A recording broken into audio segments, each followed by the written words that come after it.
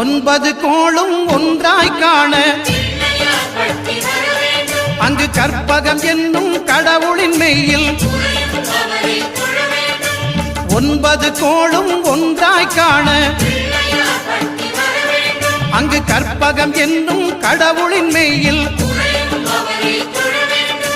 சூரியன் முதலாய் 9 கிரகமும் பலவித குணங்களை கொண்டிருக்கும் எங்கள் கற்பக தருவில் அவை வரும்போது ஒன்றாய் சேர்ந்து பலனளிக்கும்.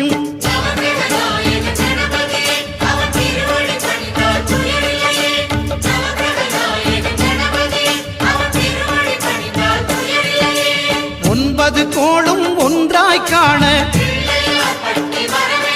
அங்கு கற்பகம் என்னும் கடவுளின் மெய்யில்